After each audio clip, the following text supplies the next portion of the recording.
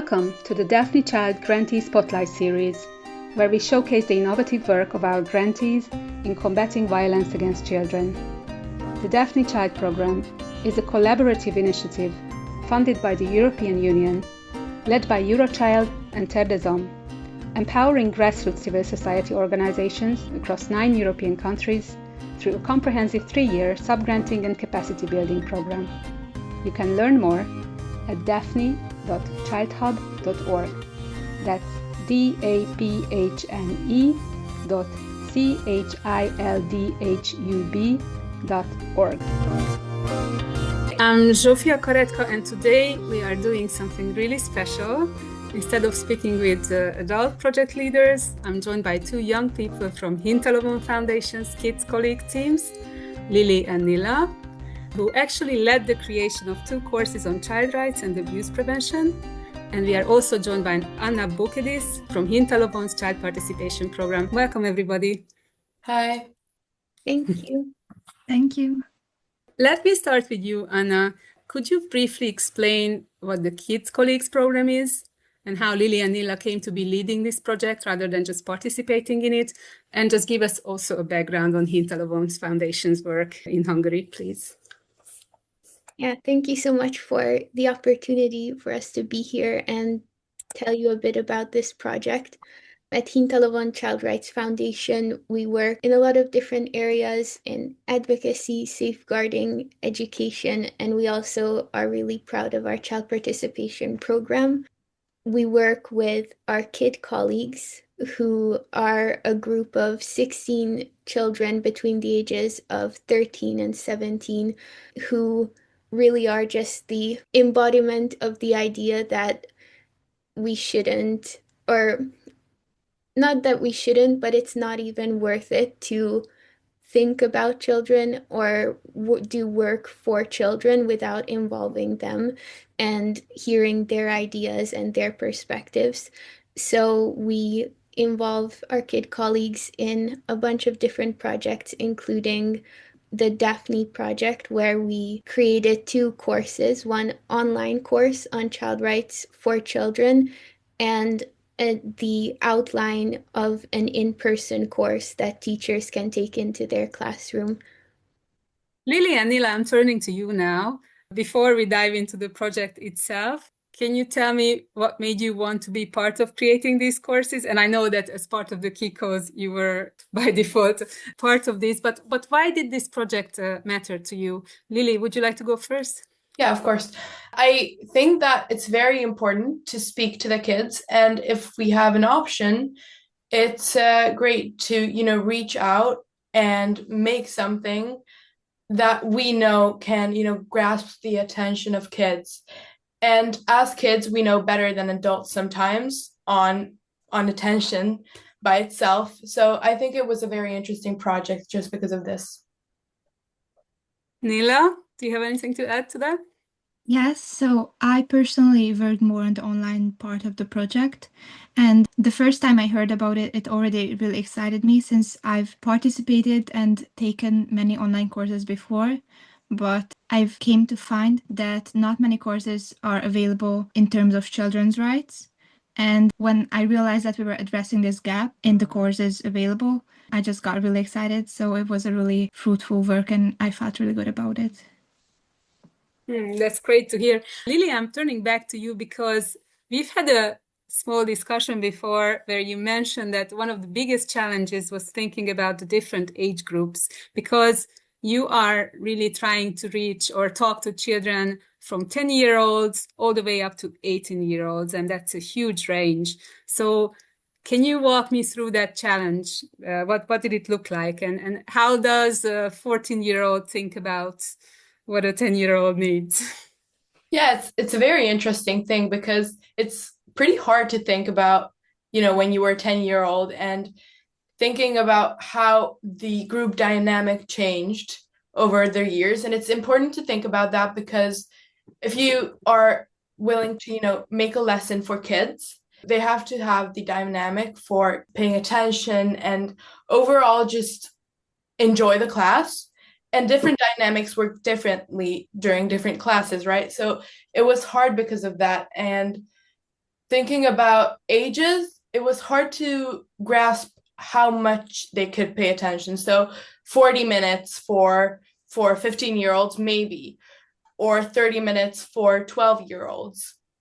So it was very hard to, think about that. So we started timing it as well, but it's very hard to just by itself grasp how different kids at different ages could have the same kind of education. I personally did not work with such a wide range of ages since the in-person course is for 10 to, I believe, 18 years old. But it does have two parts. So I believe that the group working with in-person material had a much more difficult job in this sense. We were working for the age group of around 14 to 18, and it was much easier for us, I believe, since we are ourselves teenagers, and making something from teenagers to view was much easier than for us to think back on what we would have paid attention to or what we would have enjoyed. So it was much more natural, the creation of a material, and we didn't really have to work that crazy amount of time on the trying out and testing for the attention span of the age groups. Yeah, that makes perfect sense. Nilla, you also mentioned that this was a very divisive project with lots of debates among the kids' colleagues, which is a great thing. It's also really honest. Tell me about those debates. I'm wondering what kind of things you disagreed about. What really stuck out to me personally was at the very beginning of the creation of the course, when we had to decide on the amount of rights or the specific children's rights that we wanted to include. This was a really intense debate for me because we at first wanted to include all of them, of course, since all of them are equally important, but we kind of had to set an order. The most commonly used arguments were it's either too common knowledge type of right, but how can you make that sure for every single kid? And the other one was it's kind of irrelevant, which is just not right, to be honest. So it was really difficult to narrow it down, and it was a really fiery debate to make a decision on that. Lili, I'm turning to you now. So when Nilla talks about these debates and different perspectives, what was it like trying to find compromises? So how did you actually make decisions when the team disagreed from your side? We sometimes voted, but we tried to, we used debates. So we tried to win each other over in order to find the best solutions. Sometimes we came up with both. So sometimes we compromised by having two options and merging the two and making it equally important. So I think that was a beautiful thing that we could merge something together. Anna, if I may ask you from your perspective, I'm curious about that as well. So as you watched these debates, I presume you did. So what did you notice about how young people navigate these disagreements, or did adults need to step in at all? Doesn't sound like it, or did they work it out themselves? I think our job really is to create an environment where they feel comfortable to have opposing opinions and to have a debate or even a disagreement, but then we also hold that kind of space where they can then figure that out and find compromise. Yeah, that's so important. And in your opinion, still, Anna, what is really key to creating that environment where they feel safe? Well, I wish there was a really easy answer, but I think it has to do with all of the individual people who make up that group and how they are present or how they show up, and whether or not there is kind of this general openness and inclusion and understanding of everybody. And to like, I think that's where it kind of starts. And then, we try to include games in all of our meetings with the kid colleagues. We ask each other how you are doing. So I think these kind of little things of paying attention to each other are what builds a strong community over time. But it really comes down to all of the individuals and them being open. So Nilla, you mentioned that kid colleagues worked on different phases of the project. So it wasn't just the brainstorming. So you mentioned discussing about what should be included and what not, but there were also some intensive longer days of focused work with dedicated groups for each course. So I'm just wondering, what was that like? So what did it even look like? And how is that different, if it is different, from how you usually work with the kid colleagues? This project really stood out to me in the sense that we followed it from the very beginning to the very end, and we worked on it throughout basically our whole year and also these intensive days. So it stood out from the other projects or activities in a sense that we could really follow it through super closely, because here there's always attention paid to the fact that we can follow basically our input and how our input is used later, but here it was especially prominent. And the intensive days, it was sometimes really hard to work and focus for that long of a time and to really come up with new ideas even at the end of the day. So it basically looked like we went in the morning, and we really had, well, I personally don't remember how many hours of work that we actually did intensively, but it was actually lightened by games and like fun activities put between the working hours. So all in all, they were fun days. However, we really did get many work done. So it was kind of a combination of community building and intensive work. I completely agree. It was I love the longer days because I felt more productive usually because we had so much time on our hands, activate different creative systems. I want to pick up on the fact that you also mentioned that you were thinking from the teacher's perspective while you were designing this. I'm just wondering, how did you put yourselves in a teacher's shoes? And what did that reveal? What did you learn from that? I think what I learned is that it's very hard to be a teacher. So we had to kind of put a structure together, just like teachers do. So we did an icebreaker, which usually involves moving.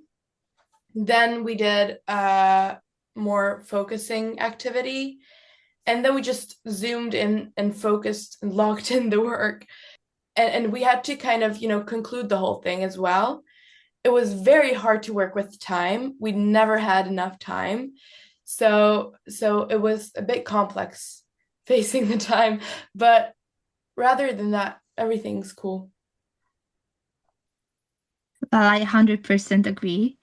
And I just wanted to add that I've also discovered that it is really hard being a teacher, because at first we worked together on both projects, and then we had to choose based on our experience in both. And then that's kind of partly why I chose the online, because I found it extremely difficult to think from a teacher's perspective and to think about how to engage the kids. So the other group really did an amazing job with that, because that's really difficult. You also both said, I think, that the course should be direct and easy to understand. So when you are talking about something as serious as abuse, for example, how do you make that direct and understandable without, I don't know, either sugarcoating it or making it scary for children? We figured out completely different paths for different ages. So there were stories for the kids. We placed it kind of in a sugar coat because we had to have them in a setting where they could kind of feel the surroundings and they could kind of understand and grasp the fact of abuse, for example. And we placed kind of a sugar coating on it, but at the same time, we allowed them to characterize it a bit. I think that's not sugarcoating, that's making it age appropriate, actually. Yeah, true. And we tried to, place it in their world so they could understand better. If teachers use this as well, it's kind of like, drama classes. It's so much more easier to understand when you're in a situation. You wanted to make sure that children understand that this course is really for them. And I feel like you partly answered this actually, but yeah, what does that really mean in practice? So first of all, we state that it's for them, and by placing them in these situations, they completely understand that these things could kind of happen to them as well in daily life. So it was kind of easy if you place it in situations, but otherwise, I think just plainly stating that it's for you, it was just simply like that. Yeah. For the online course, I believe it's accessible for everyone. So that was a big plus that it could be accessed by a kid, because most online courses on the internet are um, more expensive, and well, they do cost money. So it is harder for an everyday child or like kid to access it. And since the course could be done after the lesson is finished, so the two could be connected, it's evident for the course to be also for the children. So the way it's interconnected makes it more easy to spread the message that it is for the children. However, if one stumbles upon it on the internet, it is clearly stated that it is for them, and it's phrased in a way, as Lili have mentioned, that it's more accessible and more easier to understand. So I believe it's like you can see it from the context, and also it's stated multiple times. So the combination of that just kind of gives it away. Let's try to make sure people don't just stumble on it, but maybe our listeners can actually find it intentionally. So Anna, I'm turning to you now. So now these courses exist, the online one for kids from 14 to 18 and one in-person guide for 10 to 18 that teachers can use. So where is this available for people who are interested? It will be available from January on the Hintalovon Foundation's website. It can be downloaded. The in-person course guideline can be downloaded with additional material that can be used for the course, and the online course will also be available through the website on our own online learning platform. How context dependent this course is, you think, for the Hungarian context, or do you think it could be easily replicated in the future for other European contexts? I actually think it is a pretty good general overview, or like a first introduction to the topic of children's rights. So if there would be openness to for other languages or other countries, I think it could be a good starting point. So I'm turning to the girls again. Nilla, when you think about other kids across Hungary using these courses that you created, so what do you really hope that they get out of it? I at first hope they get a basic understanding, because what for me was really difficult to grasp is that there might be kids who know nothing at all about their rights, and that is a real case. And I do hope that they get a basic understanding, and then they know how to exercise their rights in a way and stand up for themselves according to the materials of the course, which are the same as the rights. And of course, I do hope that they get more interested in this topic and then go on further research, either on the website of the Hintalovon Foundation or just on the internet in general, and maybe spread the knowledge to their peers. Because if it's not about the in-person course, but rather someone completing the online, it might not reach everyone by default. So I would hope for the kid completing the course to kind of encourage the others to do so. So still going back to the process of the creation, and I'm just wondering if there was anything that really surprised you or it didn't go as you expected. What were your key learnings from this, even at a personal level, if you like? It was a very, very hard thing to, have a bunch of information and give it to kids in their language in 45 minutes, because that's, one class. And so we figured out that we'll do 3 classes, and we will always do like a follow-up question, or like we would advertise the online classes as well, because we just simply didn't have enough time. So we try to, make everything the simplest and most understandable, but at the same time, well incorporated. The creation of the course really changed my perspective and outlook on my work as a kid colleague. So that was something that I really gained, since it was a more hands-on experience and we could really follow it through. And thinking about all the different children in Hungary and all the different situations and cases was really, well, I believe, a character building to me. I can only repeat, it really changed my perspective on how I will be working in the future, because we have been trying to think about all the children, but now it was much more direct, and we actually had to ourselves create something that will be reaching hopefully all the children in Hungary. So it was really interesting. Also, teamwork is something that I believe I'm also constantly learning when I'm with other kid colleagues. So those are the two main things that I think I gained. This was such a special project in that from the very first step of creating something brand new, we involved the Kikos and followed through the whole process. And I think it was a great learning opportunity. And so for us to learn about child participation, and after every meeting, kind of reanalyzing how we can do this better, how it can be more interesting for the Kikos, what more input do we need to create the courses. So it was a very special learning experience, I think, this project. If there was like one very concrete advice to yourself for any future child participation project that you're in, that you learned from this project, what would that be? Maybe it will be kind of a cliche to say, but that children know best.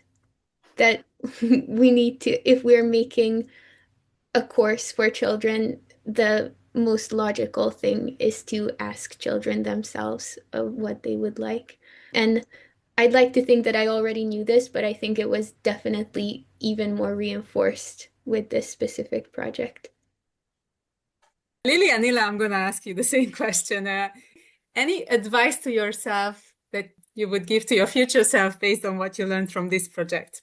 I think that for me, I look at all of these, different courses on Hintalovon, and I can't imagine how much work people put in only one little course.